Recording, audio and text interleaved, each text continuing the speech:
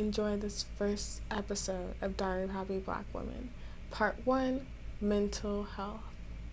My name is Kimberly, and I'm really excited to talk to you guys about self-care and mental health. It's very important in my life, so I'd love to share what's going on with me with all of you. And it's really great that I get to share this also with Naomi. I've met her in high school, and now that we're adults, it's really cool to be able to talk with her on honestly a deeper level than we did in high school. So I'm excited, and I just met Ashley, so I'm really excited to talk to her too. So yeah. Ashley, get introduced yourself. Hello, everyone. My name is Ashley. I also go by the name Sunflower, which is my healer name. I do it all, whether it's yoga, it's meditating, it's aligning yourself spiritually. I'm really excited for today's channel and just to really discuss with these beautiful ladies the importance of just taking care of you and diving into you and how important it is just to value you as a whole and what that looks like. So I am excited to find out more and just really deep dive into the conversation of just self-care and self-love. And I thank the beautiful Naomi for inviting me, and I'm so excited to learn more about this lovely woman right here. So I thank you guys all for tuning in, and yes, I'm excited. We're talking about our own personal struggles with mental health and self-care.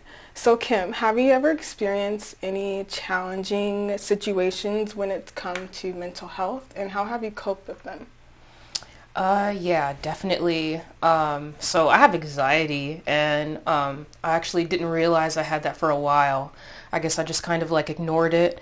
And then like I actually found out about it through a friend one day. So as I was saying, with anxiety, the way that I had to start coping with it was like separating who I really am from anxiety, because it's like this other like entity to me now that's like talking to me in my head, but who I really am, I separate myself and I'm like, no, that's not true. Like even for this podcast, my anxiety is like, you're going to do terrible. Like you're not going to know what to say. But like who I really am, I have to talk back to my anxiety. Like, no, I'm actually going to do a really great job. Like I actually am a really great person because that's who I really am. So anxiety, like, I gotta kick that bitch's ass. She's always saying bad things to me, and I even like call her a she because it's just like that's another she. It's not Kimberly. So that's how I cope with it. I love how you said that, how you separated like your emotion from like who you are. Yeah. Because I think a lot of people struggle with that. Like honestly, Absolutely. because you can't identify something, you eventually like put that onto yourself instead of just actually realizing that it's what it is. Yeah. You know what I mean? I love that you said that. Right around the time that me and your lovely self had known each other, which was in middle school, I battled mental health extremely. A lot of it came from just being bullied and being criticized, you know, whether for the big lips or the dark skin. Well, now I love my big lips and my brown skin. But, you know, that can take a toll on you as far as just, who am I? You know, am I good enough? You know, am I worthy of this? And maybe I shouldn't be this way. On top of just, you know, whether family, the way they wanted me to be more so, you know, trying to live based off the perceptions and the reality of older people more than myself. And it took a lot, but I began diving into therapy. When I was able to be more understanding and knowledgeable of it, because I did battle anxiety extremely, eating disorders, the list goes on, but I am proud that I'm more aware and that I did decide to just really dive into the therapy and things like that and step outside of, like you said, the she and whoever, step outside and just say, you know what, no, F this. It's like, I'm done being tired and questioning who I am as a person. I'm effing dope. Like, I really am a dope individual, but it took me to face that reality that I was going through anxiety and all the things. So yes, I have dealt with it, but it did start in middle school. But I'm proud to say that I'm definitely more in tune with myself. I love myself. And I think mental health is extremely important, and people need to take it serious because it is something that can break you if you allow it to. So thank you. Right. And I love how you pointed out that it was like the acknowledgement Yes. of like acknowledging that you actually have a problem with Yes. yourself. Right. Because Yes. it's so hard to be like, okay, sit down and actually blame yourself Yeah. for the situation that you're like. It's hard for people. It is. It is. It's very hard It because is. like to like put it in like simple words. It's okay. It is. It's okay. Like it's okay to be wrong. It's okay to make a mistake. Right. But like what's not okay is not moving forward. Absolutely. See, but I think the fear comes into play when, again, we're so used to other people having their opinions. So it's like when I sit down in the mirror and I say, okay, this is a problem. Well, am I giving them the power by saying, if I say that, is that saying they're right of what they've said about me?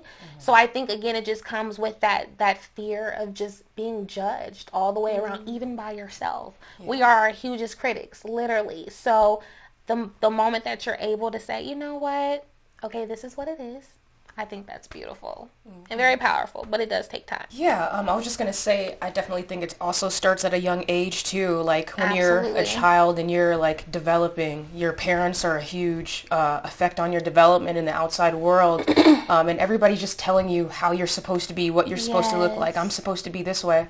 So it's like really confusing sometimes, you know, trying to figure out who you are during this time because everybody's telling you who you're supposed to be. So I think it's really good to have a strong foundation, you know, a really good home for people who that can teach you. So that's why even with me, like I want to have a child one day, and that's why I'm trying to make sure that with myself I'm like actually ready for that, because when I have a child I want them to have like the tools. I want to be able to help them, because for me I just felt like at least in my childhood I didn't have enough help. I just needed somebody to just be like, this is, you know, like I go through it too. If somebody was just like, I struggle too if my mom said that to me, you know, because honestly in Black families we don't talk about mental health. That's not a thing. It doesn't happen like this. We always have to be strong. But I want to be weak sometimes. Honestly, can I just like cry? Like stuff is hard. So just having a really strong foundation, I feel like would be really good. That's beautiful. I'm so proud of you. Thank you. Because just for you to say that, to own that, and the fact that you already have it made up in your mind, I'm going to be better for my babies.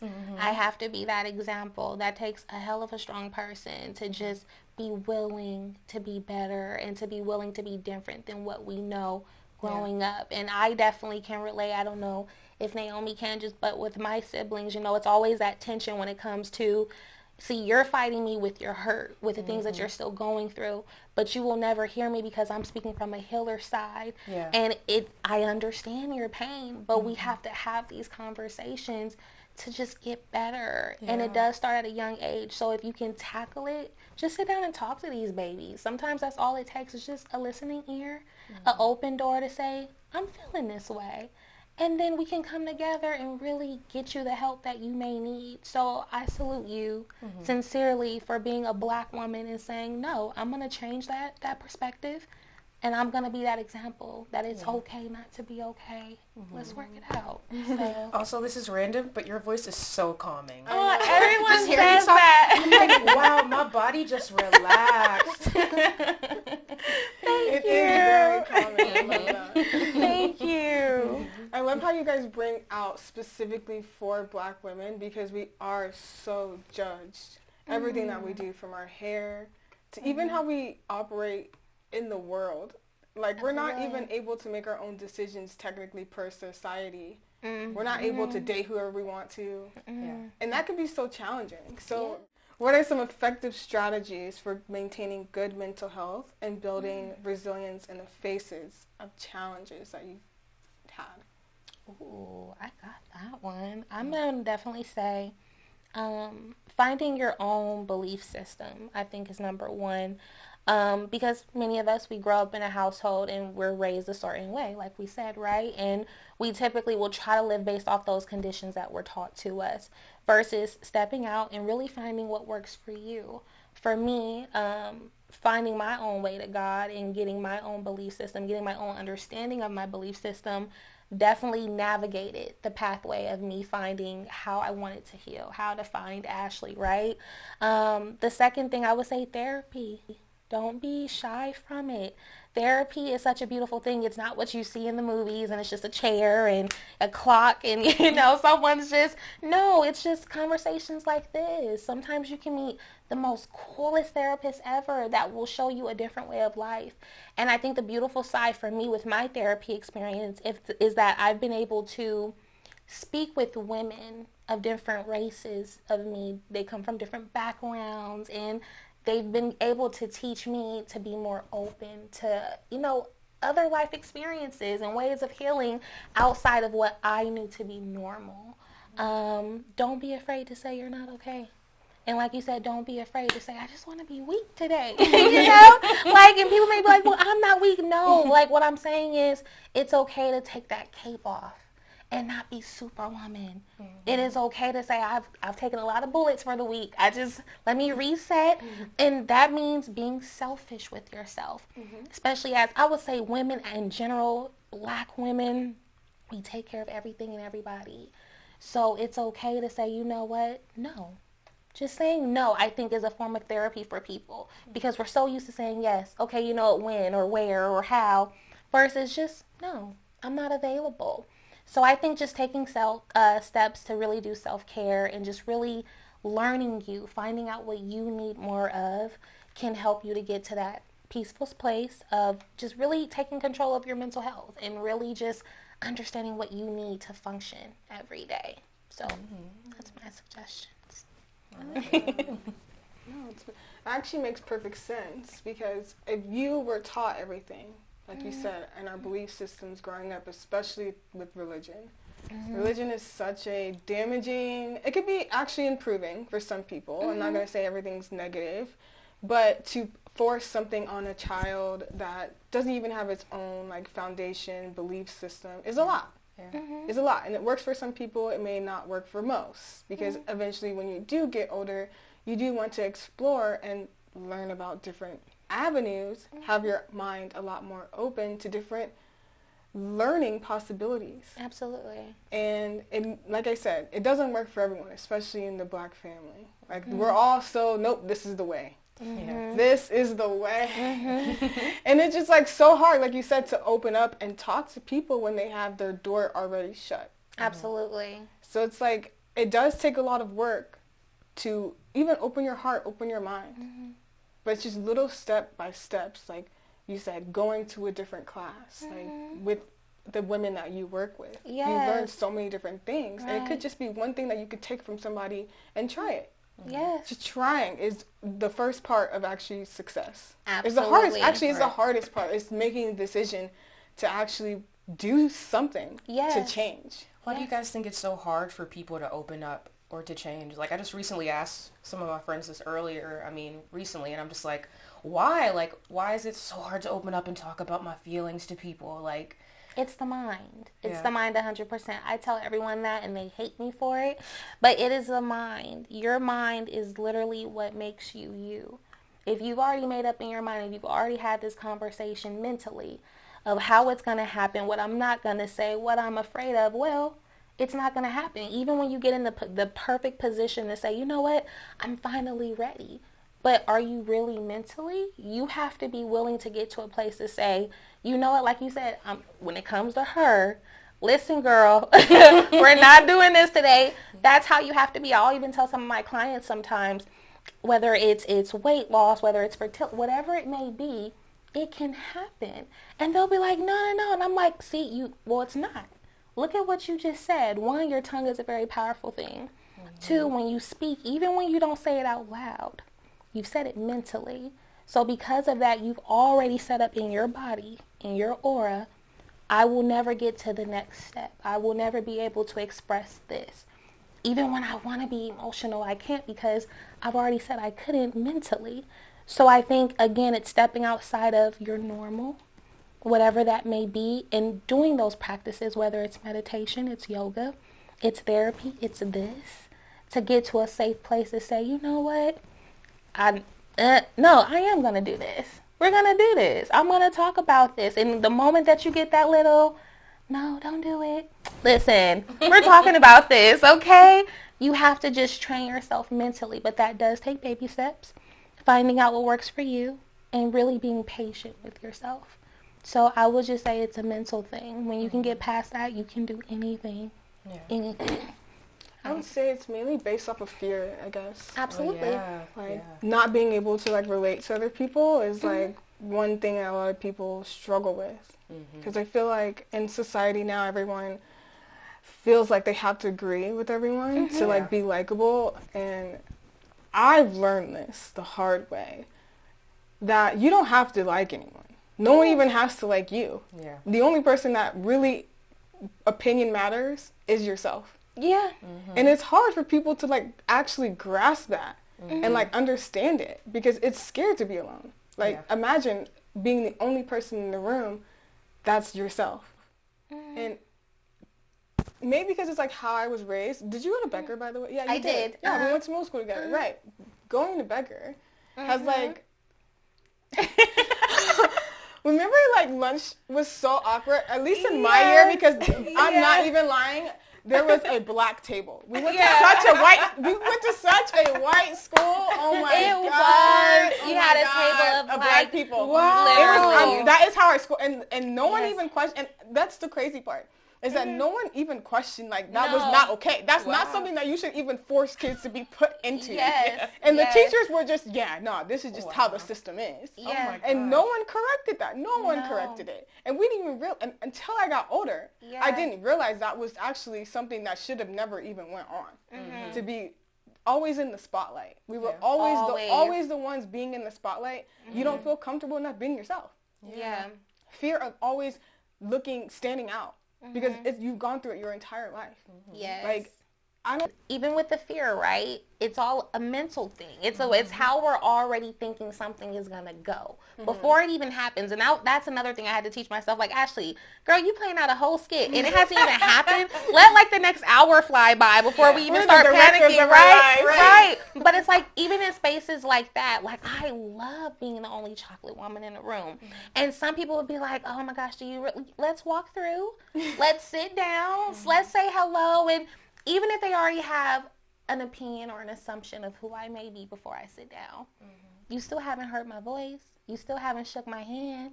So we may have a fabulous time. They may just love me, and most of the time they do. But I say that to say you can. It does not have to be uncomfortable.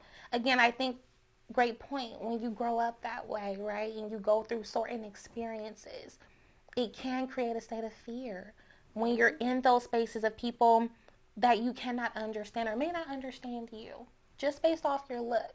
But I feel like that's why it's so beautiful to find out who you are, falling in love with who you are, becoming your own best friend, and just taking that shit over and being like, listen, I'm here, baby. Like, listen, y'all scared, but I'm about to go take a seat. Yes, with just my beauty, with just my presence. Like, I think when you get to a comfortable and confident space of who you are, it doesn't matter who's in the room. It doesn't matter if you're just that only one. You're going to be a hell of a one while in that space. So it doesn't have to be. It will be, though, if that's the way you choose to think about it. So, yeah, walk up in that room. They only walk in every room, baby. What are some common misconceptions about mental health and self-care, and how can they be addressed? I want to talk to you, Ashley, first about this, because I know your family owns, like, a whole facility. So, like, with people coming in, do you guys get anybody, like, sent to you guys? Yes. So, as far as, like, when we receive our clients, it's typically referral-based. Of course, if you just happen to go on Google, with my family's business, it is Pro Health. They are central located within the city, but typically it's referral based, or you can just Google us. And if you come across us, you call and then you just come in. Whether insurance or no insurance, it works either way. But as far as the misconceptions, like I said, again, it's not just a couch and a clock and a person just waiting to judge you. Therapy is one of the dopest environments to be in because you really get to learn people. Don't think you're coming in there and it's just a doctor in a suit. And no, these are everyday people. We have therapists that dress just like us, and they show up and they just talk to you.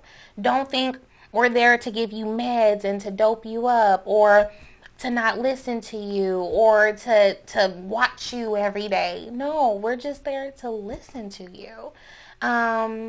Therapy it's the most safe place if you mentally are open to feeling safe.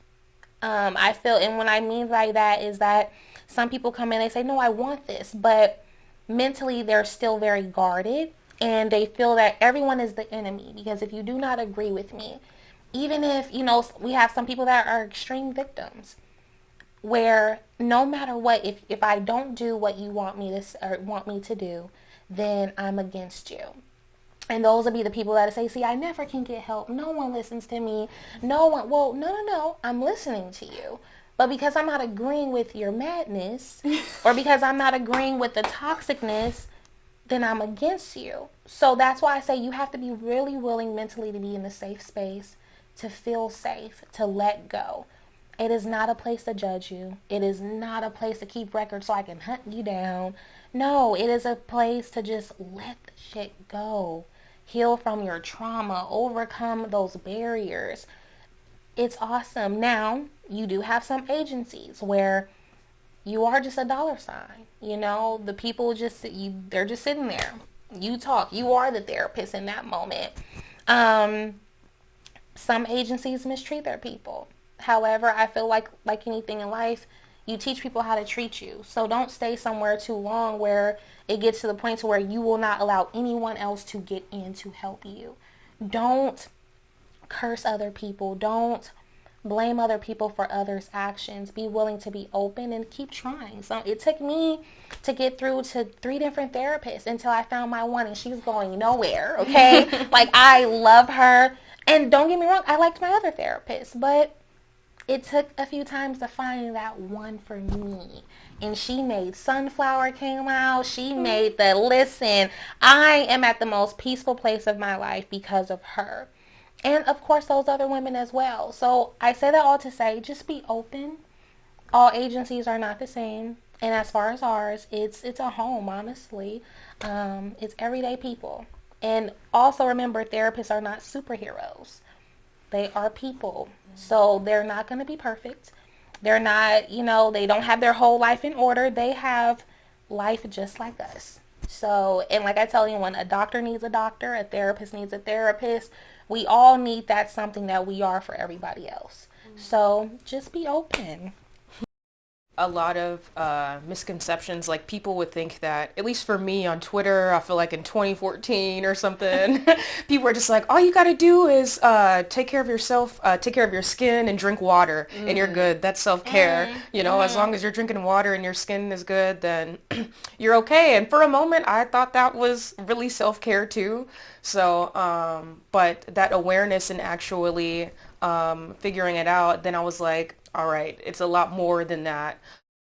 To address it is just more awareness, just like Absolutely. This podcast here, and being open and talking to people, and also building confidence within yourself. I had to do that a lot just to build confidence, just to even speak, So definitely open yourself up to therapy, open yourself up to those that are close to you and that you trust. Like my group of friends, like Katie, Rachel, Leah, we're talking every day, all day we're like, what's going on in your brain? What's happening? I'm dying today. It's really like my friend group honestly means so much to me because we're so close and we talk like so deeply. If I didn't have that like close support system, I honestly don't know what I would do without them. But at the same time, I have had to also just learn to be on my own, Something that my mom would always say is like, I came in this world alone and I'm leaving this world alone too, So just being happy with myself and really being comfortable being alone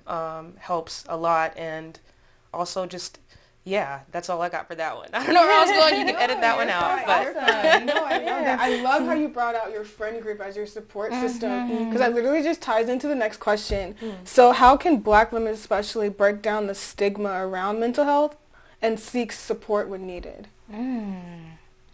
That is lovely. You want to go first? I will. Yeah. You can. So, kind of like I was saying before, to really break it down is to just be open. I do think that Black women always have to be, or at least I feel like always have to be strong, I always have to put on this presence. I always have to have myself together. But just opening up and finding close friends and finding different ways and different outlets to express myself, whether that's art or exercising or something. Meditation, just doing something to basically help myself. And then my friend group, just being open with them. I really loved what you said earlier about speaking with people of like different cultures and stuff, because I didn't really think about that either.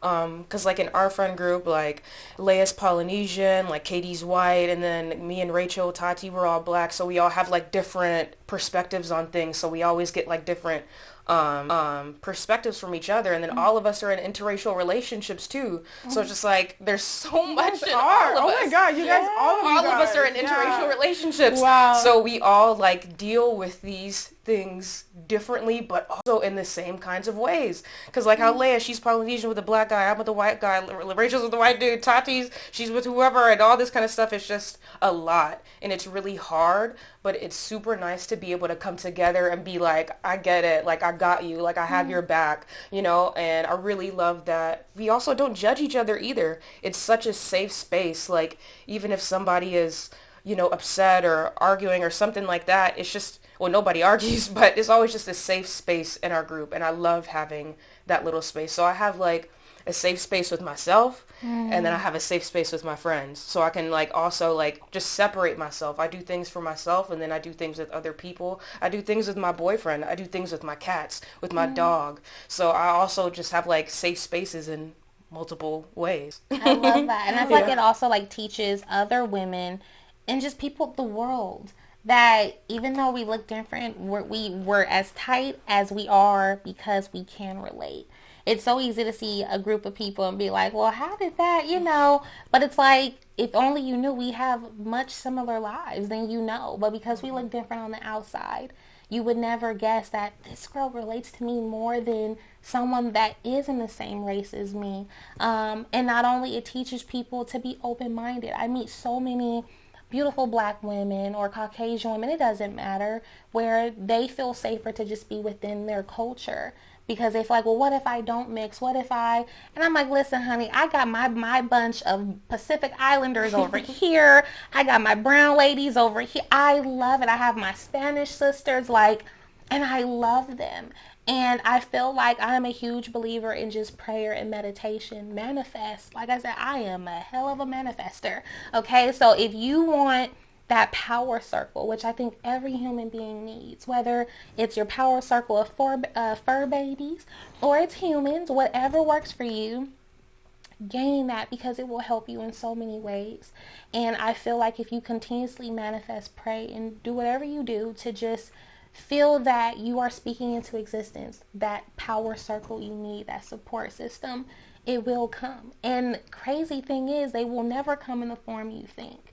And sometimes you'll grow up together, like, you know, or you may know of each other, right? But then you go your separate ways, and you may come back around and look at this, right? Full 360. You may come right back. So you just never know who God will place in your life. I say just be open, and I think it's beautiful that you were open enough to where you have this different dynamic of support, and you can relate, and they can relate to you as well. So that's very, very beautiful, and I think it's very important to have that. Like how both of you guys said, building a community is like where you can go to get those outlets to just like let your mind be free and like at peace and safe, because it's hard to just like deal with everything on your own. Like especially if you grew up that way, like you weren't able to talk to your family or have a friend that you felt comfortable with. It's hard dealing with things on your own, especially as an adult, because you get more and more things every single day. You never know what life is going to throw at you. And it throws. Yeah. It throws hard. It does. It's not nice. It's pitching for the Yankees. It's pitching for the Yankees. Right. Well, what role does community play in promoting mental health and well-being, and how can Black women build strong support networks? Say hi. I like literally say hi, and I know that sounds so simple, but as far as community goes, I used to always hear this growing up. Like, I'll just be walking, right? They're like, smile, smile. And I'll be thinking, like, that doesn't mean I'm not happy. I'm probably just chilling, right? But then as I got older, I learned a lot just about the body presentation, right? And just your aura and just maintaining a sense of welcomeness. And that may look different for all of us. And I'm not saying that means you have to just smile cheek to cheek. And everybody knows I have a Chuck E. Cheese smile. So it's like you don't have to be all big. But what I'm saying is, even if that's the case where you're just not smiling, hello, I'm Ashley. How are you? Everybody knows when I'm in the room because my little squeaky voice or whatever. So I say that to say, as a community, when you walk past each other, especially for me, I can go into like a convenience store. Hello, beautiful. Hi, handsome. I'm known for just, how are you? Even when you walked in today, hi, beautiful. How are you? Hi, lovely. Hi, gorgeous. Just really showing love, even if I don't know you. Showing love is saying hello. It's the simple things. It's acknowledgement. I think the more we acknowledge one another, it makes it easiest for us to come to someone. But see, if you don't acknowledge me, you don't communicate with me, I can't even get a hello. How can I come to you? We have to be willing to create an open space for people to feel invited, for people to feel safe and secure in us. But if we don't, well, we continue the cycle of where it's ongoing generations where we don't speak, we don't communicate. In neighborhoods, people aren't communicating. In the mental health world, people still don't know how to find resources, how to navigate through their healing journey. We have to talk. That starts with saying hello and just acknowledging one another, acknowledging our feelings, listening, not being so quick to judge, because the reality is we all have something. All of our shiznit is not together, so we all have something. Be open to a person being human. And when I say that, I mean we all mess up, Just be happy that someone came to you. The fact that you never know, some people have one person, one place, one thing that they can really be vulnerable to and they can really let go, right? So if a person comes to you and they're a complete stranger, don't just hi. And maybe just give them maybe 5 minutes of your time. You could have saved their life in that 5-minute span. So just be willing to set an aura about yourself that allows people to feel invited and to come to you, and just acknowledgement. I hope that answers the question, but just acknowledgement. And yeah. I love that. Yeah, me too. I never realized, you're right. Maybe it is your demeanor. Because I walk around, I have the biggest RBF face. And it's honestly, I do it for specific reasons, especially when I go somewhere, because sometimes I am closed off. Because, there are days where I go outside and I just want to be in my own world. Yeah. So please, right. leave me alone. Leave me alone. It's written all over my face. Don't come my way. No, but I love that. I love that you said, it could be your demeanor. Yeah. And that's okay, too. And you can still have that energy, right? Where it's I just want to be to myself. Yeah. That's okay. But it doesn't mean you can't be good morning. Good morning. And you keep, now, if someone tries to, Naomi, just give me a moment. Yeah. And you don't, and that's another thing. Don't explain yourself.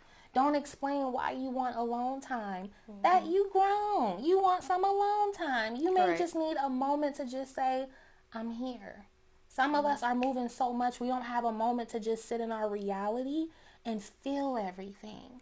So you don't have to explain, but just acknowledge them back with just good morning, good afternoon, hello, and keep it pushing. No harm done. You still get your alone time, and you look beautiful doing it. Yeah. So, Did you have anything else to say? Yeah, I don't know if this relates to the question, but I can really relate when you said when you go out and you have the RBF. Usually I'm a super smiley person. I'm always smiling or laughing. It could be silence in the room and I'm just sitting here with a smile on my face. But there's a lot of times too, because I'm such an emotional person, that I just don't want to smile today. It's a lot. But I still struggle with this. I feel sometimes I have to keep up with that. I still got to be smiley, because I feel if I'm not, people are questioning. They'll always be are you okay, Kimberly? What's wrong with you? Is something off? Even at work, if I'm just a little bit low energy, it's people are constantly telling me are you okay? And it's I don't need that right now. I'm honestly just having a day and I don't feel like talking, but I feel I always have to explain myself. And it's such a mental thing. I'll even go back home and I'm I should have just tried to be smiley Kimberly today so that everybody can know that I'm what they expect of me. So trying to keep up with the world's expectations is really hard too, and knowing I have to just constantly remind myself that I don't need to keep up with the world's expectations. The only expectations I need are myself. Absolutely.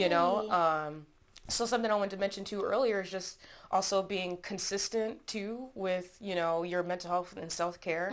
Because a long time ago, I used to think that, like if I just did this today, like I'm good, I'll be great for the rest of my life. But self-care and mental health is such a lifelong journey. It's an everyday thing. Every day I have to wake up, and think about all these things and practice things consistently to ensure that, I live the life that I've always dreamed, to make little Kim proud, because I always had little dreams as a little girl. So like me right now, I'm just ensuring that I'm doing that for myself. And then just having like a community, I think, like I was saying before, I think that's great to have a foundation, someone, a place to always come back to. And another thing, like my mom, so she would always say like, oh, Black people are so mean, when we're outside in public and stuff like that. But that's like the energy you put out there. My dad, It doesn't matter what day it is, who's outside. He's like, hey, how's it going? Having a great day? Yippee.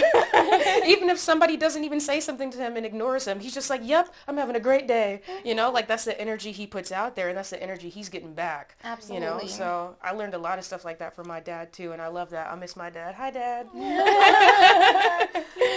No, Kim's parents are so cute. Like they are. Oh my gosh. No, but I love that you said that. Like just continually to work on it every single day to just be so much more secure in yourself. Because like really, like you may be having a bad day, and that's okay. It's okay to have a bad day. It comes more often than you probably will ever think. You could wake up. Sometimes, especially when I was younger, I would wake up mad. And I never knew why. I would always be so confused, like, why am I waking up just so irritated at the world? And it's because, you know what, maybe I just wasn't taking that time for myself. Because I was trying my hardest to just continue to keep going and going. And, like, chase after, like, what I want, which is fine as well. But then at the end of the day, where am I prioritizing myself? Right. Like, when am I going to actually acknowledge that I have a problem and that I need to just take a break? Absolutely. Right. And I want to add to both of you, just as far as like the perception of other people. My honey was just telling me this same thing at work, like, babe, like people are used to me being one way, and like some days like I'm good and I'm just probably not as goofy or as, high energy as usual. And I told him, I'm going to tell you and you as well, when people say, well, what's wrong? Don't take it as they want you to act in such a way or be a particular way. Try to see it as a compliment. And this is what I mean. If you're always smiling, you're always good energy, you have a beautiful spirit, easy to talk to. It's not necessarily like, oh, why aren't you being this way? Be this way. It's, I love that about you. Just checking in. Just saying, I love that about you. And I say that because I think it'll change the mind to say, oh, they like my good energy. Okay, well, I'm good, y'all. Because sometimes it's also how we respond back. If it's an instant, oh, why you ask that? Or, well, now I'm really going to think something's wrong. So instead of thinking that it's them wanting you to be a certain way, it's a compliment. And with that compliment, just, I'm good. How are you today? Put it right back on them, because you may really be having a day. You probably don't want to talk about it. So how about this? You checking on me. Let me check in on you.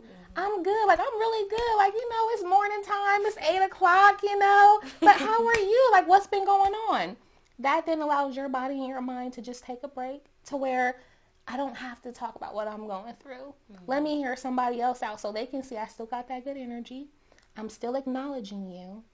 And I'm allowing myself to do what I need to do for me so I don't feel overwhelmed. So it's a compliment, and just fight them back with, how you doing? I love that. Now that we've covered a lot of the mental health side of the conversation, which I'm really appreciative, you guys are really honest, and I love that, because it's hard to just like let your guard down and like be comfortable to talk about what's going on inside. Absolutely. And I appreciate you guys doing that so much. Thank you guys for so much. Giving us this space, honestly. I love this space. Thank you.